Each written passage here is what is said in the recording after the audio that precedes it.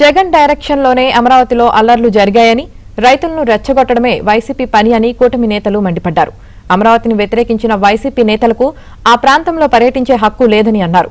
ఇకనైనా తీరు మార్చుకోకపోతే రానున్న రోజుల్లో మరిన్ని అవమానాలు పడాల్సి వస్తుందని హెచ్చరించారు. నిన్నటి వరకు 3 రాజధానులని, తర్వాత నిన్నేమో మావిగనని ఇలాంటివన్నీ చెప్పి అమరావతి రైతులను ఏదో పరిరక్షించేస్తామని చెప్పేసి వెళ్తా ఉంటే ఎవరికైనా కడుపు మండుతుంది. ఎందుకంటే ఇంతకు ముందు నాశనం చేసిన వాళ్ళు మళ్ళీ వస్తున్నారు అనేసరికి చాలా రైతులు ఇబ్బంది పడతారు. అఫ్ కోర్స్ వెళ్ళేది కూడా రౌడీలతో వెళ్ళిన దాఖలాలు కూడా చాలా క్లియర్గా రౌడీ షీటర్స్తోని, రౌడీలతోని వాళ్ళందరూ కూడా అక్కడికి వెళ్ళిన సందర్భం కూడా వీడియోస్ కూడా చాలా క్లియర్గా ఉన్నాయి. వైఎస్ఆర్సీపీ వాళ్ళు, గొడ్ల పార్టీ వాళ్ళు ఎలా వెళ్ళారు అందరికీ కూడా చూశారు. అక్కడికి వెళ్ళి ఎలా రచ్చగొట్టుకున్నారో చూశారు. వెళ్ళడానికి ముందు కూడా పోలీసులు క్లియర్గా చెప్పారు, వద్దు వెళ్ళకండి, అక్కడ అమరావతి రైతులు ఉన్నారు, మళ్ళీ ఇబ్బంది పడతారు మీరని చెప్పినా కూడా కావాలని వెళ్ళి అక్కడ ఏదో ఒక అమరావతి ఇష్యూని కొంచెం డైల్యూట్ చేయాలి, అమరావతి కనుక కంప్లీట్ అయిపోతే వీళ్ళకి మనుగడ ఉండదు అనే ఉద్దేశంతో వాళ్ళు చేసిన సందర్భంతో వాళ్ళకి సిగ్గు లజ్జ ఉంటే ఎవరు వెళ్ళరు.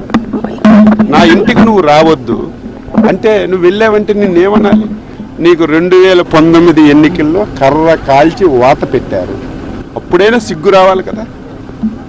అప్పుడైనా సరే నేను చేసింది తప్పు లెంపలేసుకొని ముక్కు నేలకు రాసి ఆయన ఏదైనా ఒక స్టెప్ ముందుకేస్తే అడగచ్చు. అమరావతి రాజధాని అని చెప్పి ముక్త కంఠంతో మద్దతు తెలిపి చట్టాన్ని చేసిన తర్వాత దుర్మార్గమైనటువంటి ఒక్క గొడ్డల పార్టీ సపోర్ట్ చేయలేదు. సపోర్ట్ చేయగా పిచ్చోడులాగా మావిగానని చెప్పి ఇప్పటికీ మాట్లాడుతున్నటువంటి నువ్వు అమరావతిలో అడుగుపెట్టే హక్కు నీకెక్కడుంది?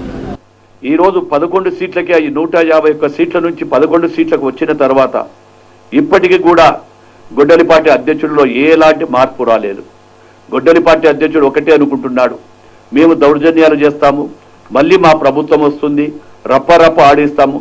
ఏంటి, ఒక మాజీ ముఖ్యమంత్రి ఈరోజు ప్రజలకు సంబంధించినటువంటి సమస్యల మీద నువ్వు మాట్లాడాలి తప్ప మళ్ళీ రప్పలు ఆడిస్తాము, పొట్టేళ్లు కోసినట్టు కోస్తాము. ప్రజలు మిమ్మల్ని ఆల్రెడీ కోసేశారు.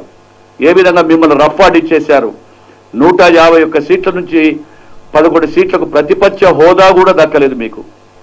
ప్రతిపక్ష హోదా దక్కని వాళ్ళకి ఇంకా సిగ్గు శరం లేకుండా ఈరోజు మళ్ళీ విచ్చలవిడిగా కూడా విజృంభించి అనేకమైన కార్యక్రమాలు ఈరోజు ఏదో చేసుకొని రాష్ట్రంలో శాంతియుతంగా ఉన్నటువంటి రాష్ట్రంలో పరిపాలనలో కూడా అనేకమైన ఇబ్బందులు కలిగేట్టుగా చేస్తూ ఉన్నారని జగన్మోహన్ రెడ్డి ఉన్నాడు. 30,000 ఎకరాలు తక్కువ అమరావతి రాజధానిలో అయితే మాకు కూడా ఒకే ఇష్టమేనని చెప్పి ఆ రోజు చెప్పాడు.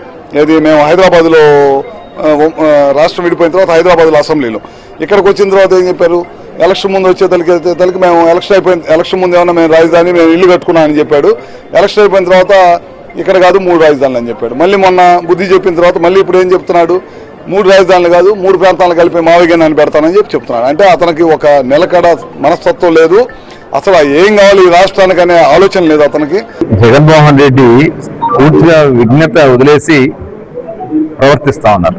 మొట్టమొదటి నుంచి అమరావతిని వ్యతిరేకించింది వాళ్ళే. తర్వాత మళ్ళీ అమరావతి ఉండాలి, 33,000 ఎకరాల భూమి సరిపోదు, ఇంకెక్కువైనా కావాలని చెప్పి చెప్పింది వాళ్ళు. ఇల్లు కూడా కట్టుకున్నామని చెప్పి చెప్పింది మరి వైఎస్ఆర్ పార్టీ నాయకులే. సిఆర్డీఏని రద్దు చేసింది జగన్మోహన్ రెడ్డి అధికారంలోకి వచ్చాక. 3 రాజధానులు బిల్లు పెట్టింది జగన్మోహన్ రెడ్డి అధికారంలోకి వచ్చినాకే. రాజధాని రైతుల్ని మరి రక్తాల కార్యాలాగా ఆడబిడ్డలను కొట్టింది జగన్మోహన్ రెడ్డి ప్రభుత్వంలోనే. ఇవాళ వచ్చి మరి కొత్త డ్రామాలు ఆడుతూ ఉన్నారు. సిఆర్డీఏనే వద్దని చెప్పి రద్దు చేసిన వ్యక్తికి సిఆర్డీఏ పరిరక్షణ అని చెప్పి మాట్లాడుతూ ఉన్నారంటే ఇంకెంతకంటే సిగ్గుచేటు ఇంకేముంటుందా?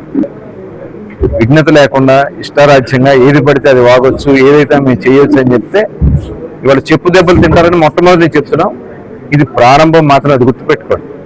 ప్రహ్లాదుని హిరణ్యకశిపుడు ఎన్ని శరణలు పెట్టాడో, అమరావతి అక్కడే ఉంటుంది, ఇల్లు కట్టుకుంటాను, అమరావతిని చంద్రబాబు నాయుడు గారి కంటే మించి అభివృద్ధి చేస్తానన్న జగన్మోహన్ రెడ్డి గారు కూడా ఇన్ని చెరలు పెట్టాడు. ఒక్క కన్నీటి చుక్కకు కూడా జగన్మోహన్ రెడ్డి గారి హృదయం కరగల. ఉద్యమ ఆరంభం నుంచి చివరి వరకు అది పాదయాత్ర కానీ, అరసవల్లి కానీ, దేవదేవుని పాదయాత్ర కానీ, రహదారి మీద అన్నం ముద్దలు కానీ, టాయిలెట్లు కూడా తీసేశారు కదా దుర్మార్గులారా. దేవదేవుని పాదయాత్రలో మహిళలు టాయిలెట్లకు వెళ్ళి వాహనాన్ని సీజ్ చేశారు. పాలక తప్ప పెరుగుకు తప్ప చల్లగా తప్ప గుమ్మం దాటని రాజధాని రైతు మహిళలనే అప్ప చెట్ల పాలు చేశారు. మీరు రాష్ట్రంలో పరిపాలన గురించి మాట్లాడతారు అంబటే. దేవినేని అవినాష్, పిన్నెల్లి, పేర్ని నాని, మీకు రోమాలు ఉన్నాయా? రోమాలుంటే దేవుడు సిగ్గు పెట్టలేదా?